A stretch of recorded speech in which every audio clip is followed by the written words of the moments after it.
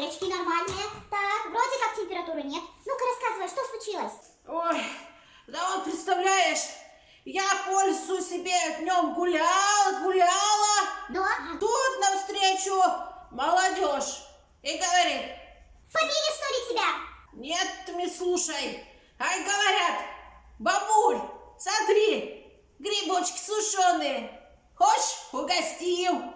А ты знаешь, вот я вот халяв-то люблю. И что? Ты съела? Ой, Это что за грибы сушеные? ну они мне один предлагали, а я решила все сразу у них отобрать.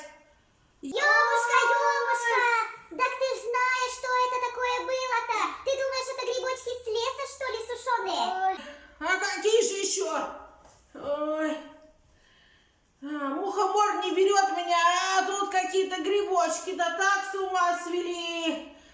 Я глаза открываю и вижу, представляешь, Гундера. Да не одного, а 10. Окружили меня и все смотрят. Ой, а потом печень заболела, голова заболела, плохо мне стало. Еле доползла до тебя. Ёма, годков-то тебе сколько уже? А толку? Твоя пустая голова, Ёмушка.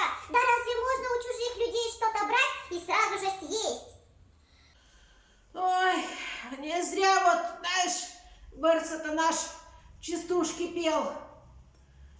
Ой. Вот, Ёмушка, тебе это урок на будущее. Никогда нельзя есть то, что валяется у тебя под ногами. И то, что тебе предлагают на улице, тоже нельзя есть и все принимать. Ты чего?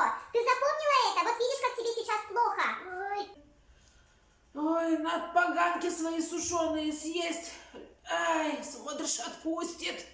Ну все. Сейчас я позвоню нашему лесному доктору, и все у тебя будет хорошо. Тебя вылечат, Ёмушка, но ты запомни, что попало, нельзя есть. Я встану. Ё-моё! Давай, отвяжись у меня, я сейчас врача вызову, Ёмушка, давай, присаживайся. Давай, ложись, а я сейчас буду звонить лесному доктору. Ложись. Ой. А вы, друзья, что не попадя, не кушайте.